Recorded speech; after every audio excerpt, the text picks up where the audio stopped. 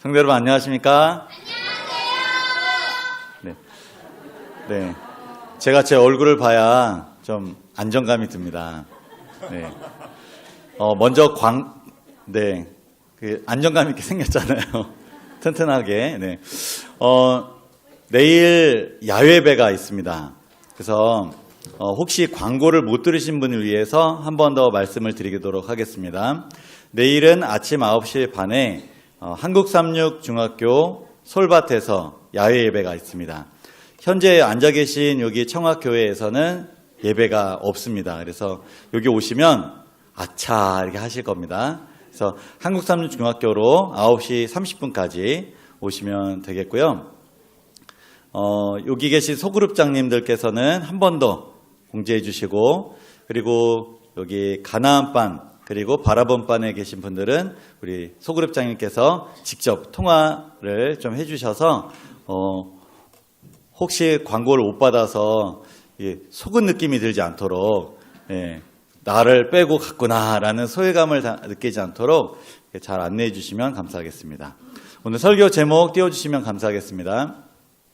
오늘 설교의 제목은 기도와 찬송의 힘입니다. 본문은 사도행전 16장 16절부터 34절에 있는 말씀입니다. 제가 하얀색 짝수절을 읽겠습니다. 우리 성도님들께서는 주황색 홀수절을 읽어주시면 감사하겠습니다. 하루는 우리가 기도처러 가다가 귀신 들린 여종 하나를 만났습니다. 그 여종은 점을 쳐서 자기 주인들에게 많은 돈을 벌게 해주던 여자였습니다. 이 여자가 바울과 우리를 따라오면서 큰 소리로 이 사람들은 가장 높으신 하나님의 종들이다. 이 사람들은 여러분에게 구원의 길을 전하고 계시다라고 외쳤습니다. 그 여자가 며칠이고 계속 이렇게 하자 참다 못한 바울은 돌아서서 그 귀신에게 내가 예수 그리스도의 이름으로 내게 명령한다. 그 여자에게서 나오너라! 라고 말했습니다. 그 순간 귀신이 그 여자에게서 나왔습니다. 여종의 주인들은 돈을 벌 희망이 사라진 것을 보고 바울과 신라를 붙잡아 광장에 있는 관리들에게로 끌고 갔습니다. 그들이 바울과 신라를 로마 관리에게로 데려가서 말했습니다. 이 사람들은 유대인들인데 우리 도시에서 소란을 피우고 있습니다. 이들은 우리 로마 사람들로서는 받아들이거나 실천할 수 없는 풍습을 선전하고 있습니다. 군중들도 합세하여 바울과 신라를 공격했습니다. 로마 관리는 바울과 신라의 옷을 찢고 매질하라고 명령했습니다. 그들은 바울과 신라를 흙에게 때린 뒤에 감옥에 가두었습니다. 그리고 간수에게 그들을 잘 지키라고 명령했습니다. 간수는 그 명령을 받고 바울과 신라를 깊숙한 감옥에 가두고 그들의 발에 쇠고랑을 단단히 채웠습니다. 한밤중에 바울과 신라는 하나님께 기도를 하며 찬송을 불렀습니다. 다른 죄수들도 그들의 기도와 찬송 소리를 듣고 있었습니다. 그때 갑자기 감옥까지도 흔들릴 정도의 큰 지진이 발생했습니다.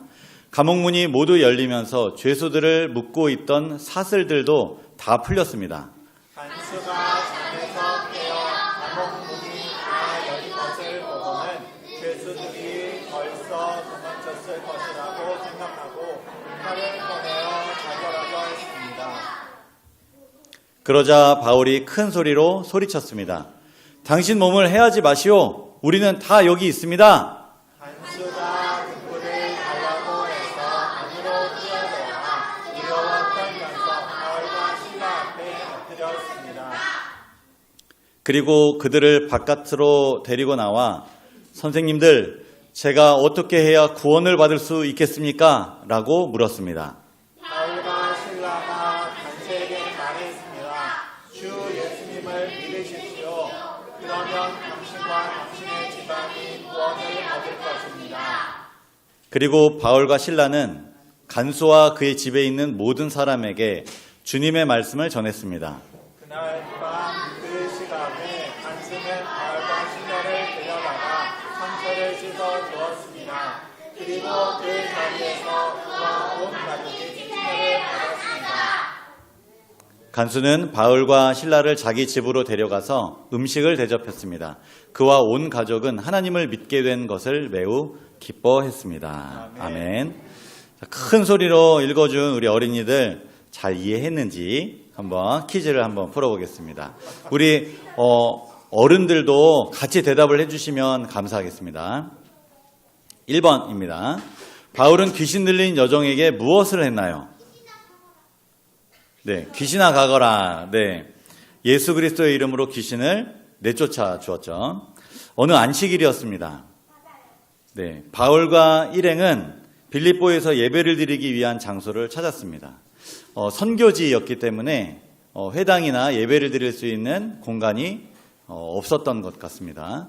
그래서 예배를 드릴 만한 기도처를 찾아서 이동하는 중이었어요. 그런데 한 여종이 바울과 일행을 따라오는 것입니다. 그리고 갑자기 아! 하고 소리를 질렀어요. 근데 뭐라고 소리를 질렀냐면 이 사람들은 가장 높으신 하나님의 종들이다. 이 사람들은 여러분에게 구원의 길을 전하고 계시다. 여러분, 이 여종이 이렇게 말한 것 맞는 말인가요? 틀린 말인가요? 맞는 말이죠. 오히려 복음을 전하고 있는 바울과 일행들을 오히려 인정해주고 지지해주고 오히려 선전해주는 그런 말입니다.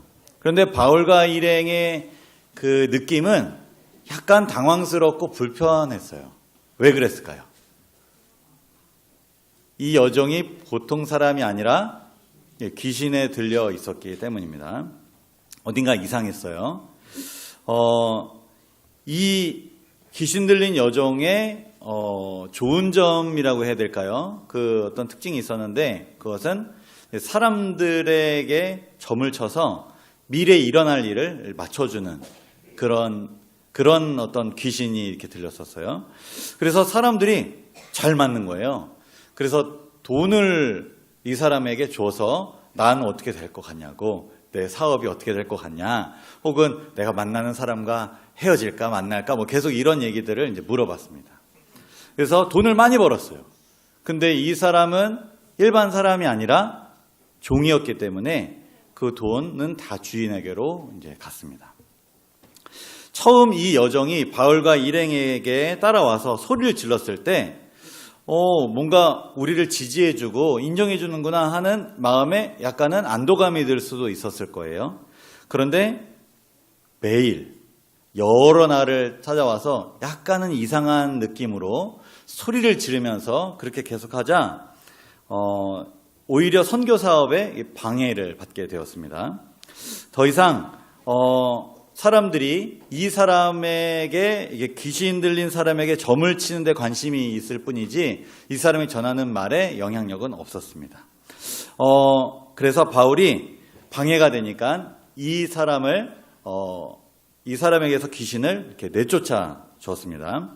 자연스럽게 이 여종의 주인들의 수입에 이 타격을 입게 되었죠. 그래서 이 여종의 주인들이 화가 많이 났습니다. 2번 문제입니다. 바울과 실라는 여종의 주인들에게 붙잡힌 다음 어떻게 되었나요? 네, 19절에 보면 여종의 주인들에게 붙잡혀 광장에 있는 관리들에게로 끌려갔습니다. 여기서 광장이라고 하는 건데요. 쉬운 성경에는 광장, 그리고 개역 한글, 개역 개정에는 저자 혹은 장터로 나와 있습니다. 이곳은 사람들이 많이 모인 곳입니다. 친교와 상업의 중심지였고요. 또한 사법 행정의 중심지였습니다. 재판이 일어나는 곳이기도 했습니다. 여종의 주인들이 바울과 실라를 관리들에게로 끌고 가서 문제가 있다라고 말했는데 실제로 데려간 이유는 무엇 때문에 데리고 갔죠? 자기 수입을 더 이상 얻을 수 없기 때문에 간 건데 그 말은 일절하지 않고 뭐를 문제 삼았냐면 이 사람들은 유대인들입니다. 그리고 이 사람들은 우리 로마의 질서와 평화를 해치는 자들입니다. 라고 하면서 막 몰아붙이기 시작했어요. 군중들도 합세하면서 바울과 실라를 공격을 했습니다. 사실 당시 유대인들이 로마에서 좋지 않은 평판 가운데 있었습니다. 아무리 그렇다 할지라도 이 사람이 죄가 있다 없다를 판가름해야 되는데 그런 모든 과정을 생략한 채 바울과 실라를 매로 많이 치고 감옥에 가두는 일이 일어나게 됩니다. 3번입니다. 바울과 실라는 감옥에서 무엇을 했나요?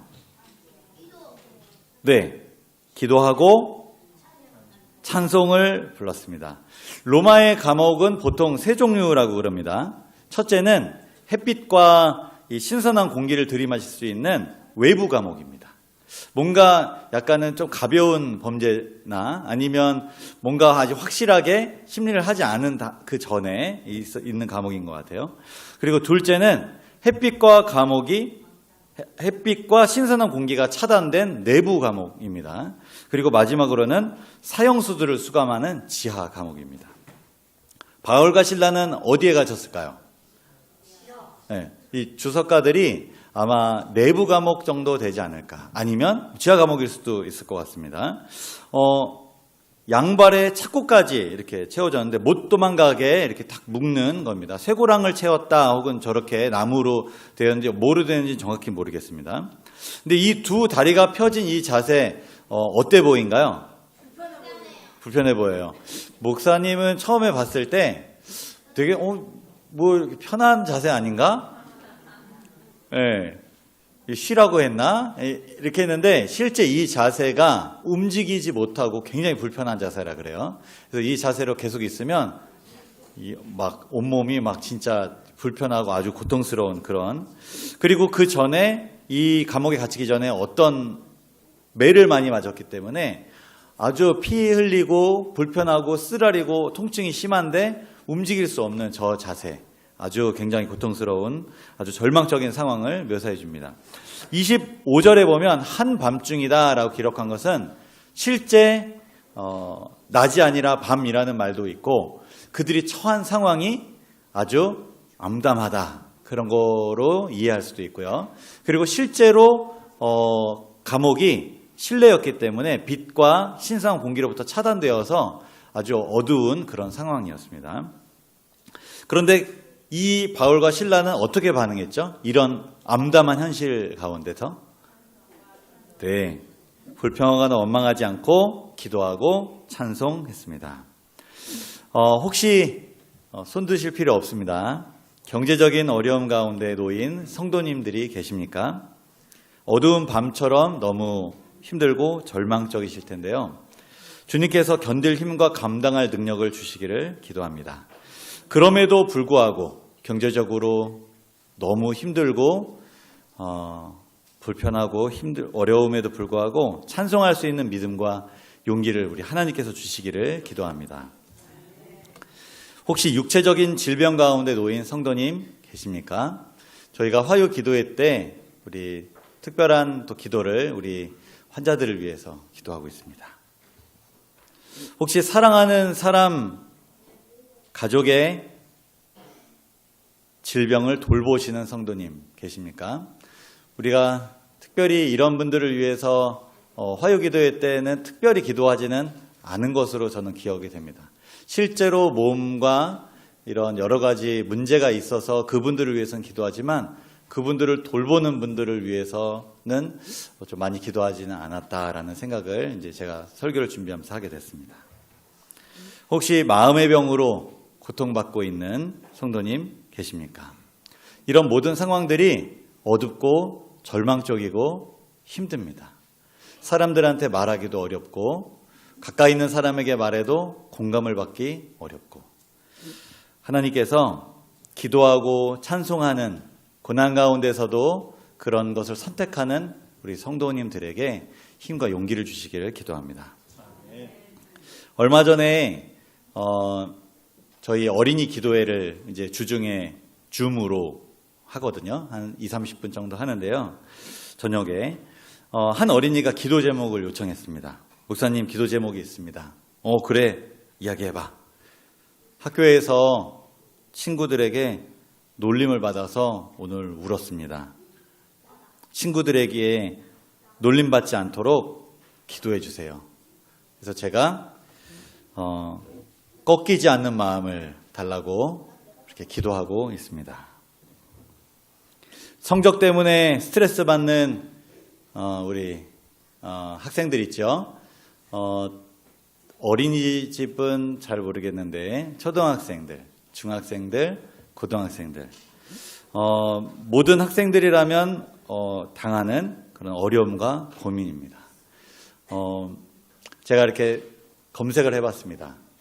초등학생 고민, 초등학생 어려움 이렇게 해보니까 이렇게 연도마다 조금씩 다른데요. 그리고 어떻게 이렇게 파악하냐에 따라서 이렇게 퍼센트는 조금 다른데 거의 상위권에 랭크되어 있는 것이 뭐냐면 이제 성적 고민입니다. 우리 학생들은 공부가 가장 큰 고민 중에 하나고요. 그리고 이제 외모도 있습니다. 그리고 친구 관계 이제 이런 것들이 우리 학생들이 당하는 고민입니다. 이제 중고등학교로 올라가면 진로에 대한 고민 그리고 연애에 관련된 고민 우리가 다 또 겪었던 고민이죠. 근데 그 나이 때는 그게 최고의 고민이고 심지어 마음의 병을 얻거나 극단적인 선택을 하는 고민이기도 합니다. 우리가 그래서 함부로 이야기하면 안 될 것 같아요. 아이고 이렇게 하면서 그건 비하하는 말이거든요. 그런 말은 우리가 좀 조심해야 되고 그들이 겪는 위치에서 아픔과 슬픔과 힘듦을 어른으로서 격려해 주시고 용기 주시고 함께 기도해 주시고 들어주시고 그게 참 중요하리라 생각이 듭니다. 혹시 3학년이라는 말 들어보셨습니까? 3학년. 무슨 뜻이냐면요. 본격적으로 취업을 준비하는 시기인 대학교 3학년을 그대로 부르면 3학년입니다. 뭐냐면 불확실한 미래에 대한 고통, 힘듦 때문에 방황하는 특별히 이제 2030 세대들이 겪는 그런 시기를 이제 3학년이라고 합니다. 취업에 대한 스트레스가 엄청 큰 것이죠.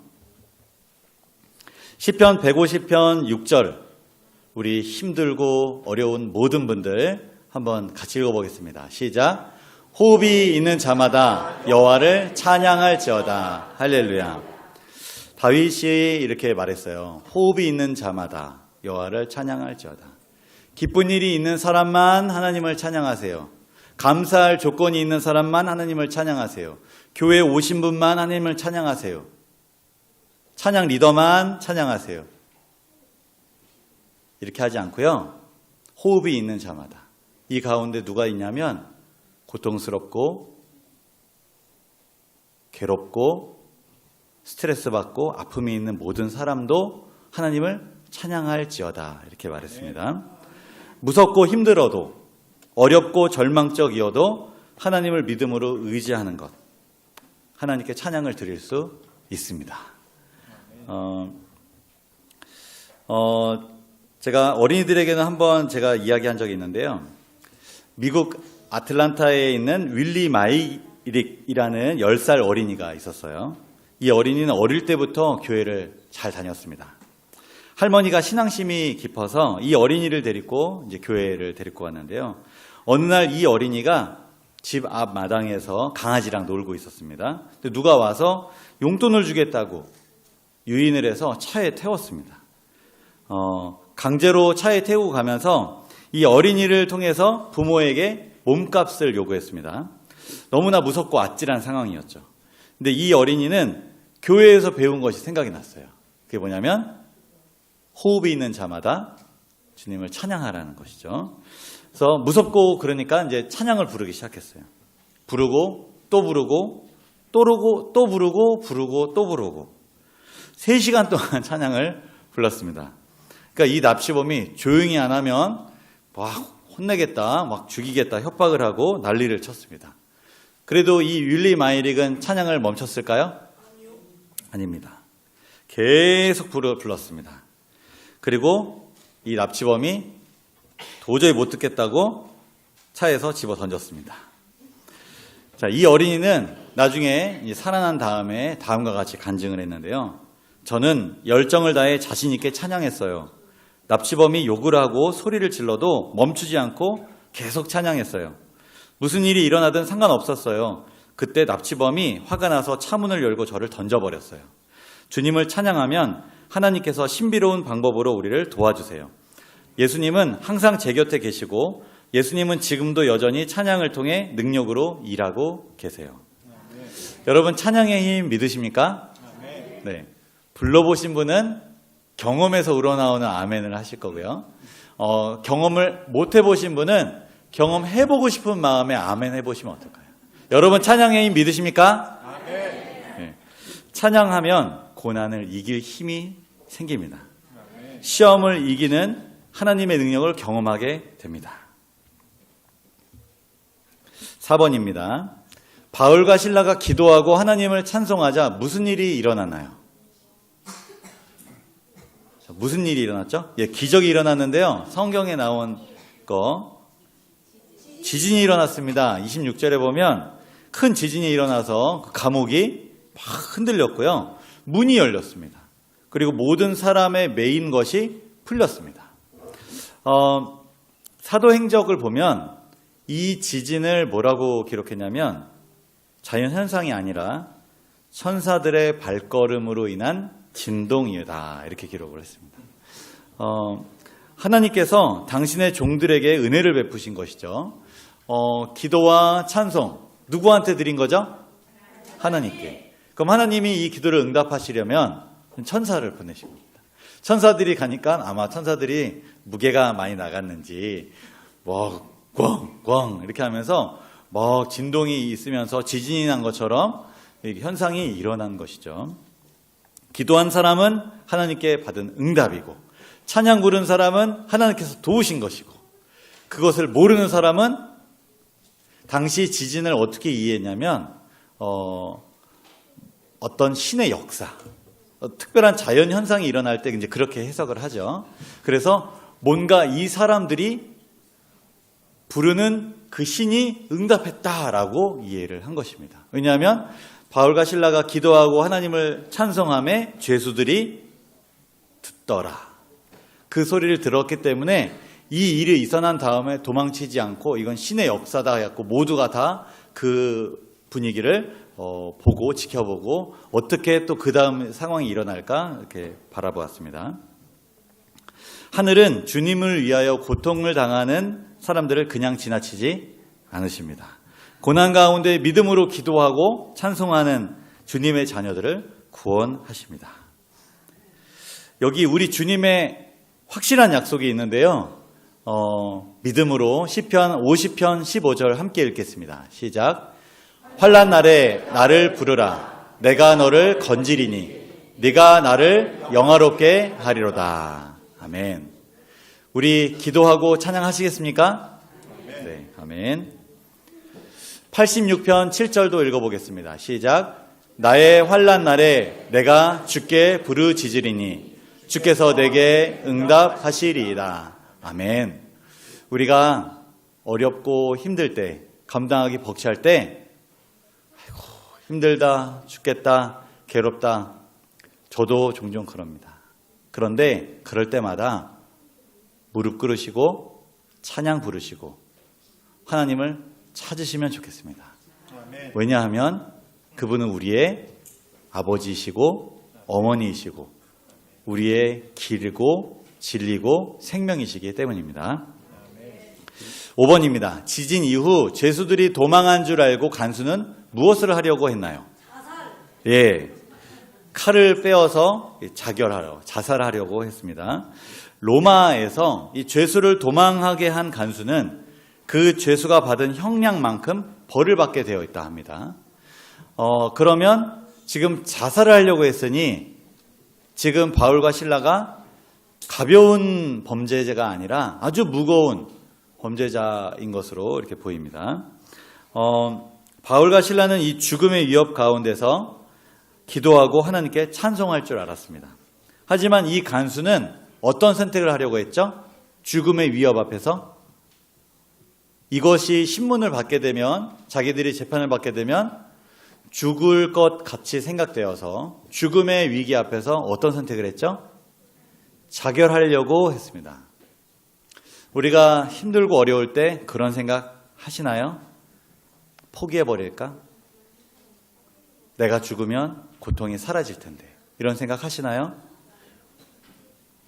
실제로 젊은 사람들은 그런 생각 많이 합니다. 뭐 젊거나 나이가 들거나 아마 그런 생각은 또 하는 분들은 또 있지 않을까 그런 생각이 듭니다. 그런데 바울과 실라는 정말 아파 죽을 것 같고 불편해 죽을 것 같고 그리고 내가 지금 전도하러 왔는데 하나님의 일을 하는데 이러한 취급을 받다니 여러 가지 상황 속에서 무엇을 선택했습니까? 기도하고 찬송하는 걸 선택했고 간수는 하나님을 믿지 않는 사람은 죽으려고 불평하고 원망하고 짜증내고 이게 왜 나한테 이런 일이 벌어지지 하면서 자신의 처지를 한탄했다라는 것입니다.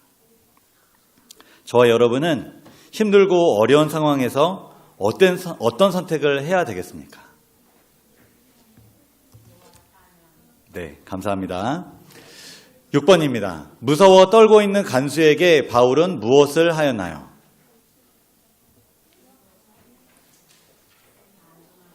자, 일단은 죽으려고 했잖아요. 간수가 칼을 빼어서 자결하려고 했을 때 그러지 말라고. 아무도 도망치지 않았다. 너는 책임질 것도 죽임을 당하지 않아도 된다 하고 안심을 시켜줬습니다. 이제 간수는 캄캄했나 봐요. 불을 달라고 해갖고 그 바울과 실라 앞에 엎드렸습니다. 왜냐하면 찬양 소리가 있던 거를 죄수들도 간수도 들었기 때문에 그 상황 속에서 이 바울과 실라를 찾아갔던 것입니다. 그리고 자신이 어떻게 해야 구원을 받을 수 있는지 바울과 실라에게 물어봤습니다. 이 상황 속에서 이렇게 기도할 수 있었던 것, 이렇게 물어볼 수 있었던 것은 다 그 당시 로마의 그런 상황적 배경, 그리고 이러한 지진이 일어났을 때는 신의 개입, 이런 것들이 다 있었기 때문에 이런 현상에서 무릎을 꿇고 자신의 구원을 어떻게 받을 수 있는지 당신들이 믿는 그 신에 대해서 이제 도움을 구한 것입니다. 바울과 실라는 간단 명료하게 복음을 전했죠. 주 예수를 믿으라. 그리하면 너와 내 집이 구원을 받으리라. 그리고 그날 간수에게 하나님의 말씀을 이제 소개했습니다. 그날 간수뿐만 아니라 또 어떤 사람들이 구원을 같이 받았나요? 그의 온 가족이 다 침례를 받고 하나님을 믿게 되었습니다. 지진으로 인해서 감옥이 막 흔들렸습니다. 그런데 또 하나 흔들린 게 있어요. 간수의 마음도 흔들렸습니다. 지진을 불러일으킨 것은 무엇이었죠? 기도와 찬송이었습니다. 기도와 찬송에는 힘이 있던 것 같아요. 고난 가운데 있는 자를 구원해 주었습니다. 그리고 또 무슨 일이 있었냐면 기도와 찬송을 듣는 사람들에게 유익을 가져다 주었습니다. 실제적인 선교를 하게 된 것이죠. 무엇이요? 기도와 찬송이. 기도와 찬송은 내 마음속에 있는 믿음과 확신의 표현, 혹은 두려움과 절망 속에서 그걸 딛고 일어서기 위한 발버둥일 수 있습니다. 그런데 여기서 또 하나의 기도와 찬송의 기능이 있는데요. 그것을 듣는 사람으로 하여금 하나님을 받아들이게 하는 기능이 있다라는 것입니다. 시대소망 73쪽에 있는 내용 함께 읽어보겠습니다. 시작. 그는 자주 시와 하늘의 노래를 부르심으로 마음속에 있는 그의 기쁨을 표현하셨다. 나사렛의 동민들은 그가 음성을 높여서 하나님께 찬송과 감사를 올리는 소리를 자주 들었다. 그는 노래로서 하늘과의 교통을 유지하셨다.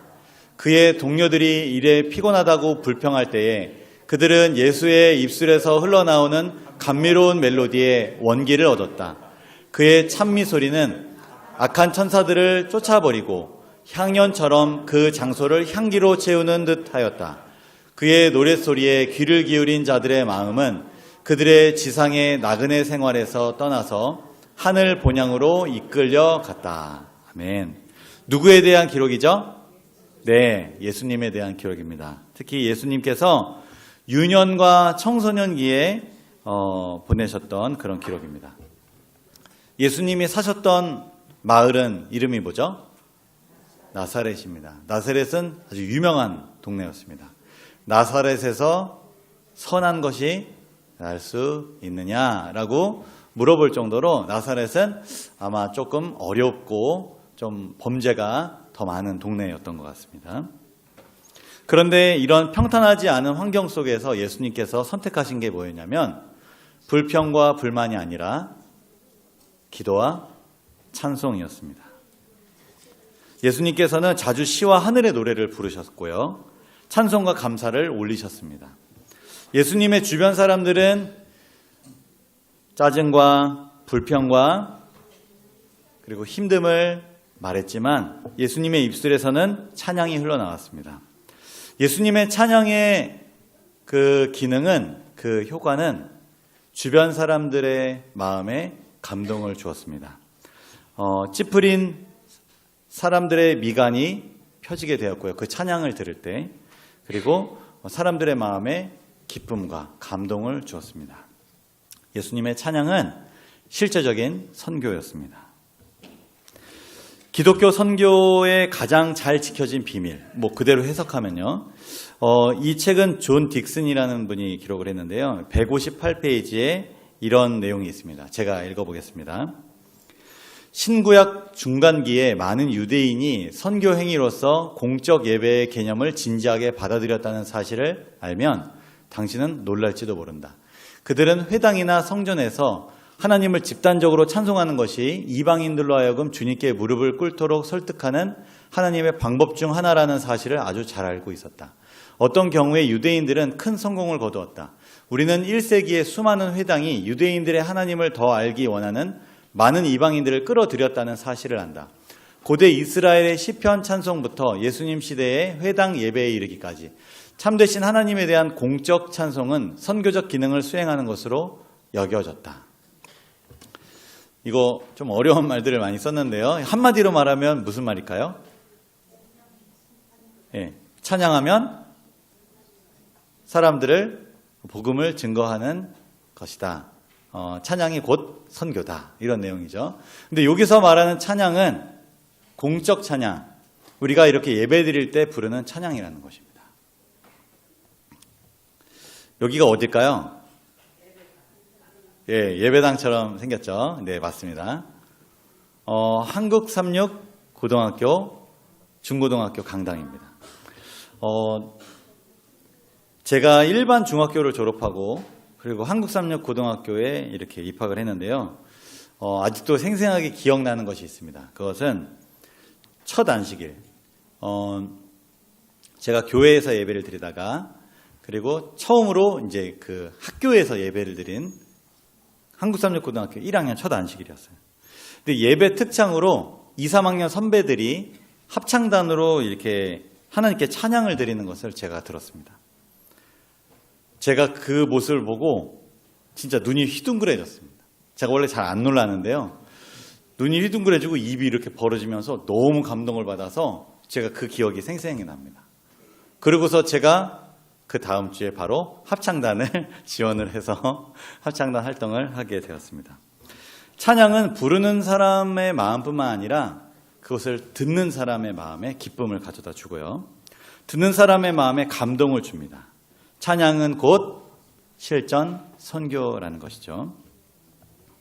청학교의 성도님들의 찬양은 어떻습니까? 한번 생각해 보시기 바랍니다.